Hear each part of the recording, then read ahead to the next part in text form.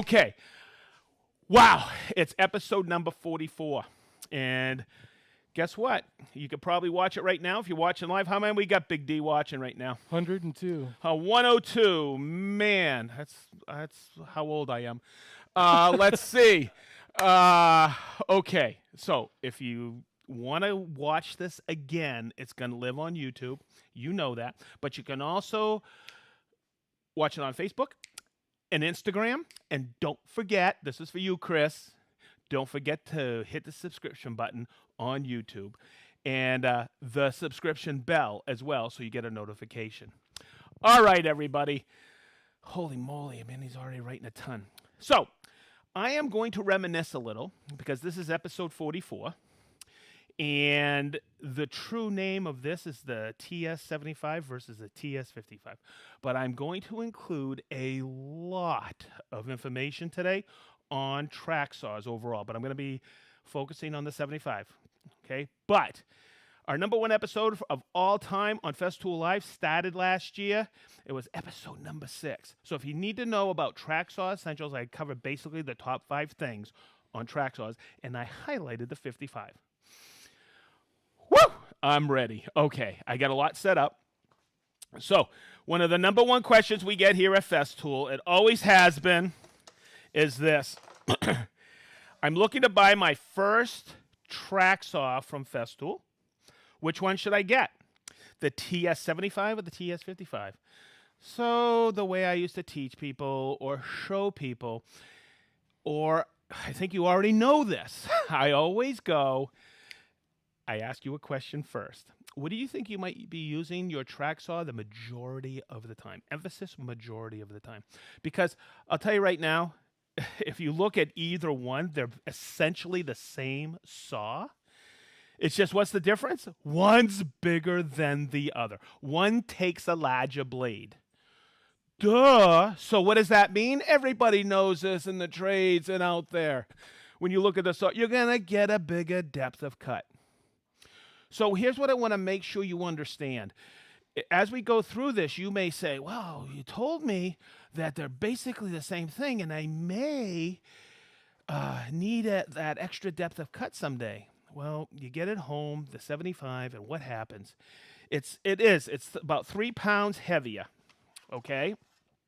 Okay, but when you work them on the rail, that's 10 pounds. This is basically 13 pounds. They're basically the same weight because the rail absorbs the energy of the weight. But that's not the thing. If some people think it's too bulky. If you're ripping plywood the majority of the time, or sheet goods, or 1.25 inches, 1.5 inches, guess what? Get a 55. I always tell everybody that, okay? It's the depth of cut. Now, here's a few things that I'll teach you about the saws, and you'll understand depth of cut. When you look at our catalog, it says this gives you basically, and I'm going to say it, 75 millimeters depth of cut. It's roughly 3 inches. Remember I said earlier, 25 millimeters is roughly an inch. Okay. If I look over here, this is 55. It's 2 1/8 inch cut, or 55 millimeters depth of cut. Where are you going to use it all the time? On the track. The track is 5 millimeters. So subtract 5 millimeters from this number. See the 75?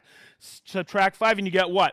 Come on, man. You guys are good at metric. Let's hear it. 70 millimeters depth of cut because you use it on the track the majority of the time. I'd be willing to bet. Okay? Same thing with the 55. So you basically got 1 inch and 15/16, or 2 inches depth of cut on the rail, and you get a 2 3/4 depth of cut with the 75 on the rail. Okay? Fantastic. So you can look up the statistics on there at 45, and this is why it's really popular right now, the 75. Everybody wants to do waterfalls in furniture building. You're ripping a lot of slabs. You will get with this 2 1/8 thickness at 45 on the 75. Okay, so in saying all that, remember I said I'm going to cover a few things? Okay, for both the saws, I'm going to. Let's step over here first. I want to talk about blades. Okay, let me get my hand sanitizer here first. Okay, good.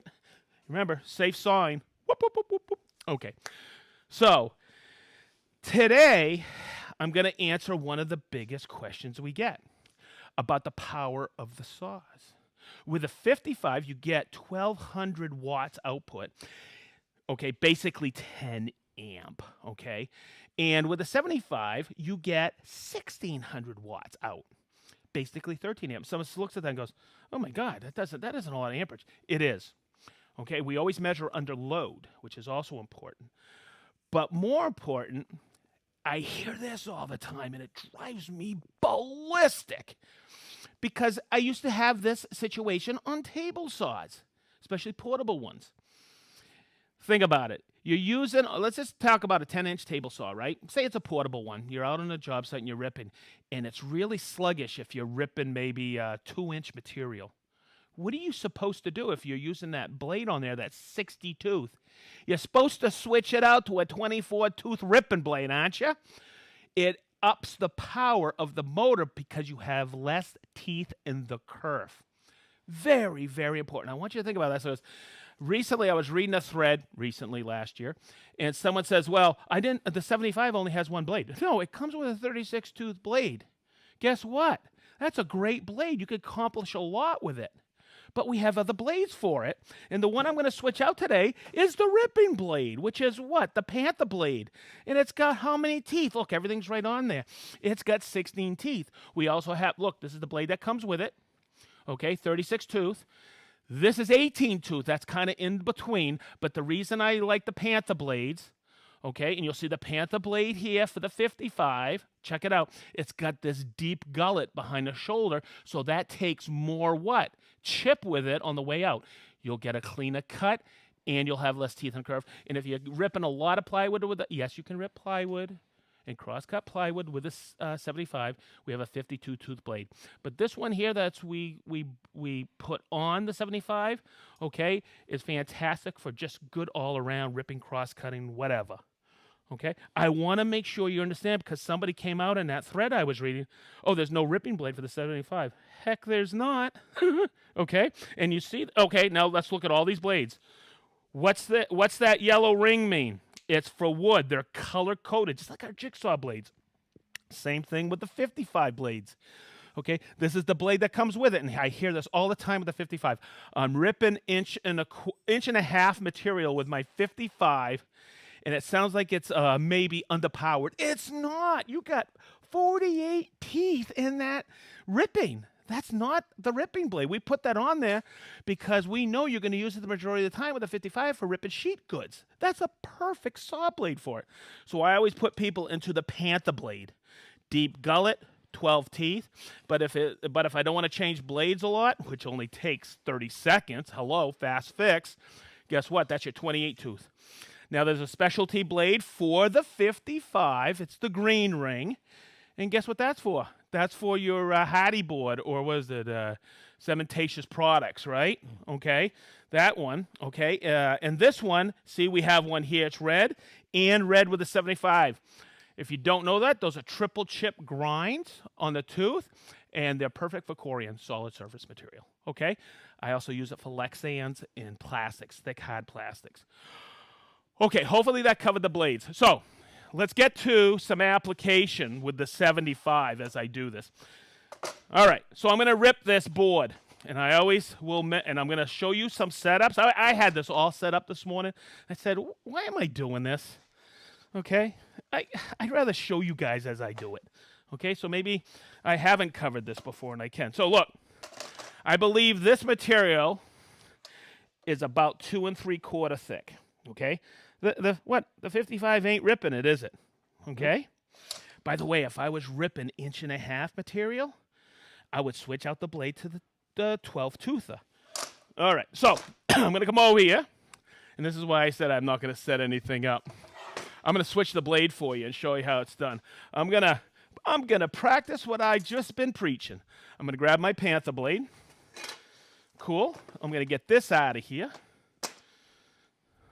All right, so the one thing you want to know, anytime you see fast fix on Festool tools, that means I'm probably doing a blade change or some kind of tooling change, okay? Or I'm changing the pad on the Rotex, or I'm changing the blade on the Capex. I'm changing the blade on the Carvex, okay?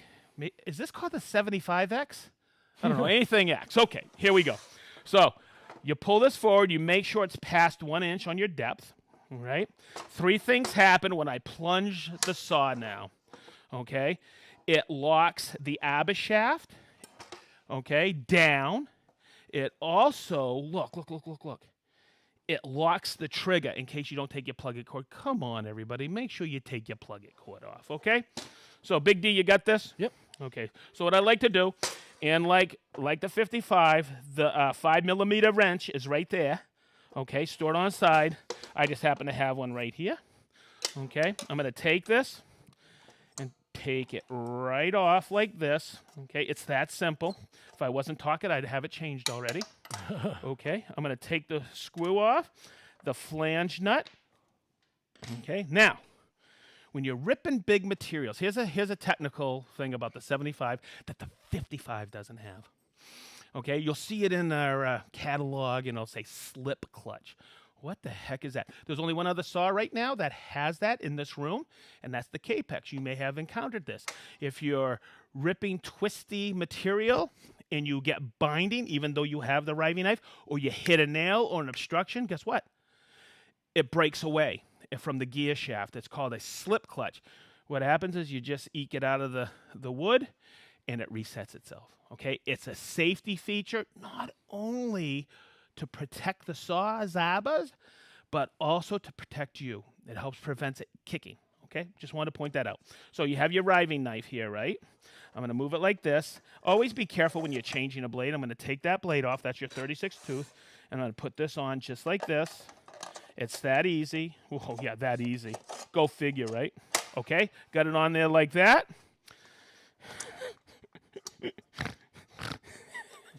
It's always easy when you're doing it by yourself. Oh, my God, Chris. Pan over. Look at all the people. Holy moly. Guys, don't forget to tell us where you're from. We love it. Yes. From where? Where? No way. Minnie, you're unbelievable. Holy moly. I thought she was swearing at me. Holy maggot. I'm the only one who can swear in here. All right. So, I'm all set up with the blade. I'm ready to go. Now, let's talk about setting up for the perfect rip. I think I just did a post on this, but if I would have locked, check this out. Hopefully you guys can see this. If I would have locked my board to my MFT like this, guess what would have happened? Check it out. I would have been ripping, and guess what? The motor would have been hitting that clamp. So what I like to do is I like to take these clamps, come up from underneath like this, if I can find the hole, and lock it down so I can rip unimpeded. Okay, is that a word? Unimpeded? It is now. I like making up weights. Okay, so the other thing I'm going to do is I don't want to rip a ton of material off of here, but I want to, what I call burying the blade. I want to make sure the blade is in between this piece and here. In other words, I want to encapsulate the area to collect the dust. Okay, so I could come up here, and I used to see people all the time measuring like this, okay, and go, oh, let's do about 6 millimeter, come down here and bump it back and forth. When I'm ripping hardwood, I always clamp it, okay, because I think there is actually a slight twist in this, all right, and I don't want the rail to move on me, so I'm going to clamp it. Now, I learned this from my buddy Marvin. So I don't know where Marvin learned it from, but that's for you, Marvin. I know where you're from, Marvin. You're from Marvin from Michigan, and I know you're watching, okay? I saw him using, this is the limit stop for plunge cutting. It keeps the saw from lifting when I'm plunging into material, but I use this to give me a quick gauge like this and like this, and I think that's the perfect setup for the rip. Okay, I use it as a gauge block. Now, the other thing I do when I set up the rail, because this rail's longer than my board, right? Okay. Chris, hopefully you can come over here. I don't want to start the saw full speed, and look, if I do and I come in like this, that you stand a chance of that kicking up because there's some wacky grain in this walnut. Okay, what I always do when I'm setting up the rail, because I'm going to be ripping, I'm going to just do this to get out of your way. I set it full plunge depth. I want to check and see it just like this to see I'm going to plunge it and then go into material. That way there I won't have any kick. So I just wanted to set up my rail because I want both my cams to be on that rail when I start. Okay, so I'm going to go ahead now and lock her right in. I'm going to take my clamp. I'm going to bring it underneath like this. Bring it up to my board. And bam, got it. I'm going to come over here. Oh, I'm going to grab my other clamp right here. Like I don't have enough clamps in this room. Okay, and bring it right over here. You got this, Chris? Yes, sir. What a ham bone. Okay, let's get my dust extraction up. Okay. Hopefully this is informative, everybody. Now, the other thing I see all the time is everybody says, oh, is this a left-hand saw, right-hand saw? When I'm using a 75, I think almost every time I've used my left hand. Okay? I'm a right-handed dominant individual. Okay? But I've gotten used to using my left hand. I don't have to hold it like this. I see people getting awkward with this. I use one hand. Watch. I'm going to make sure I'm forward of the cut. I'm going to turn it on. I'm going to plunge. And I'm going to make my cut.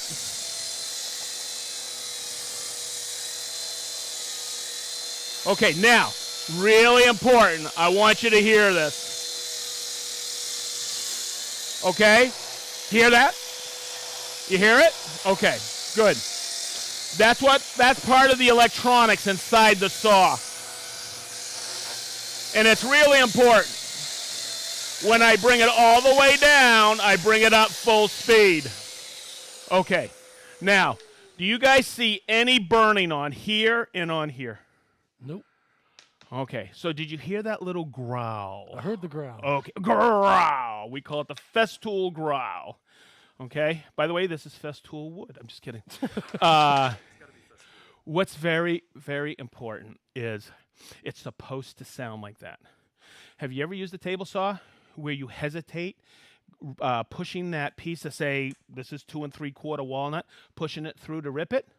What if you hesitate or get any binding? Guess what happens? You get burning, okay? With the Festool system of saws, boy, that sounded good, huh?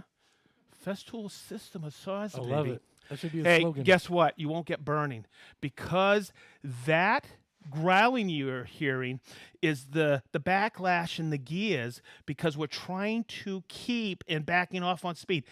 We're trying to keep the speed at constant level. We call it constant speed under load. Okay? That way there. Oh, duh. Look!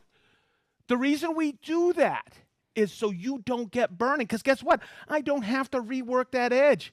That's glue lined ready, baby. Cool? Cool. All right. So there's another reason. I like productivity. I like being as efficient as possible. And I want to step over here because this is the thing with the 75, I think goes, I don't want to say not undetected, but underutilized. Okay? I got my MFT set up here, and there's a few things I can show you on the MFT as I do this.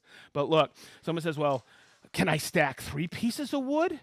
And I go, yeah, you can, but guess what you need? A 75. Look, I got this full depth. This is the 55, and you'll see where I can't cut full depth with that. Okay? You'll see that I'll leave this one. I'll leave maybe 2 or 3 millimeter with a 55. So if you want to get really productive and you want to stack 3 pieces, guess what? Get a 75, and I can cut, well, make sure it's full depth. Let me get this outside splinter guide off. Okay, take that off. But at full depth, guess what? I can cut 3 pieces.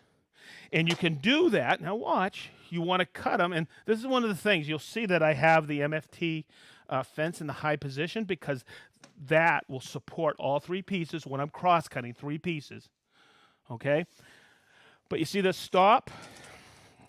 That's why we have the tall leg on it, because now I can do repetitive cuts all day long. Why just cut one after another when I can cut 3 at once with the 75? So the 75 in a cabinet shop or a cabinet building scenario on the job site, you're doing built-ins, you can do 3 pieces at once. So you have that perfect repeatability with the MFT 3 and the 75.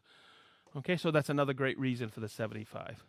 Now, let me go back to the 55 one more time because I want to show you something. I was thinking about this, and somebody asked me last year, hey, is a 75 ever going to come out cordless? I haven't seen anything on that to say that, but if you need a cordless track saw, then I would point you into a TS55 because we have a cordless version of it. That's unbelievable. So hopefully some of that has helped you in your decision if you're trying to make a decision. If I was to make a decision for you, you all know what I'm going to say. You need both of them. Okay, Chris, be careful. I don't want you to trip. Oh boy, Minnie, we get our hands full, don't we? Okay, so any questions that Brent hasn't answered that I need to answer? I don't think so because the guy's a whiz. He knows what the heck's going on. Yeah, Brent's been busy today. He's been working hard. No kid. Oh, he always is. Man, last week. Oh, by the way, thank you everybody for last week. Boy, it kind of proved us correct. You guys went nuts on that Sanding 101. Yep. We got more of those coming. I just want to say one thing about Festool Live. We love doing it. We love you guys. I'll say that 100 times between now and then. So Christopher said you pronounced his surname perfectly. Thank you. Man, we got to do a... guys, let's take a vote in the room. How many people want to go to Malta to do a live? Woo! I think we have a Festapalooza over there. That'd be kind of cool, huh? Okay. Oh, by the way, I didn't call him out, did I? Everybody? Sparky says hi. What's up, Spark? The enthusiasm. Okay, so Minnie, I'm going to put you right here really quick. Okay. Guys, this is, I think, my favorite part because I love the participation you have given us on Festool Live.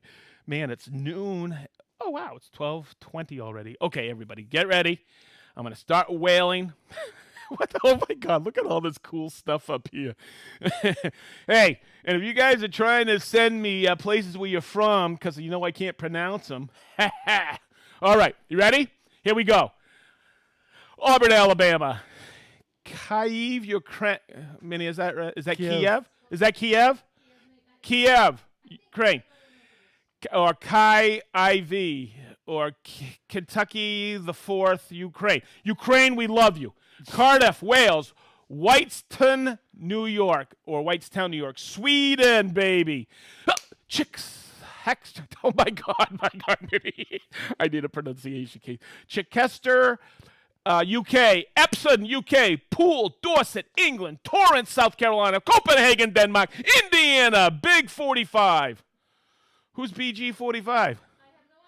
Whoa, whoa, whoa, whoa. Raymond, Maine. I love you, Maine. Fenton, Michigan. Holland, Michigan. I know you. That's you, Martin. Jim from Indy. Cinnaminson, New Jersey. I know who that is. What, Cinnaminson? Okay, cool. Belanger Creek, Maryland. Albuquerque, that must be New Mexico. Harrogate, England. Jefferson City, Montana. Boston, Massachusetts. Go Red Sox! Baby, God's team. Okay, Bear. Delaware. Okay, Brooklyn, New York. Ledyard, Connecticut. Johannesburg, South Carolina. Two-pack. Caldwell, Ohio. Hammer, Norway. Toronto, California. Veldhoven, Netherlands. Nordham, Germany. Bellevue, New England. Nebraska. Atlanta, Georgia. Wake Forest, North Carolina. Raleigh, North Carolina.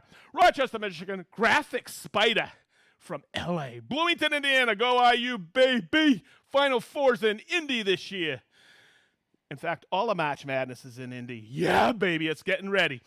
Kailami, South Africa. Delft, Netherlands. Edmonton, Alberta. Is that Alberta? Alberta? I think so. Times 2. Philippines, Pinehurst, North Carolina. Bedford, England. Haverhill, Mass. Charleston, West Virginia. Greeley, Colorado. Kentucky. Louisville. I said that right, didn't I? Louisville. Netherlands. Eatonton, Georgia. St. Louis, Missouri. East Yorkshire, England. I know who you are. Okay, Minnie, we got to turn around. Guys, you guys are unbelievable. Minnie keeps writing. Oh, you got to be kidding me, Min. Here we go. I'm turning, Min. Come on the other side. Happy birthday to Robert in Delaware. Woo, Delaware. Mattis, Sweden. Helen, Alabama. Denmark, Ohio. Rio Rancho, New Mexico. Dublin, Ireland. Woo, I'll be there in October, hopefully. Ottawa, California, Austria, Madrid, Spain, Sweden, Columbus, Ohio, Tojala, Finland. Okay, I know it's like Tojala, Finland, maybe. Jersey, Channel Island, Buckley, Washington, Minneapolis, Minnesota, Oahu, Hawaii. Woo! Geelong, Australia, Omaha, Puyallup, Washington, Stillion, Vladov, Toronto, California, Trinidad and Tobago, woo, woo, woo, woo, woo. Spruce Grove, Alberta, Canada, Brandon at Alabama, Poland, Longmont, California. Many you keep writing. Kent, UK, Cummings, Georgia. Wow. And another Toronto. Okay, everybody.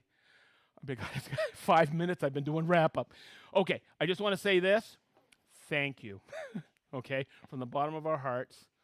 We're already at episode 44. I thought about it today. I think I already got planned up to episode 50 already. I'll say it again. Every single time, 100 times. We love you. Please, thank you so much for watching. I hope you have a killer weekend. I know we all got plans. It's actually warmed up here in Indiana. We have a great weekend with you, your families, everybody. Minnie, is that it, babe? That's it. Woo! We're out of here! Woo!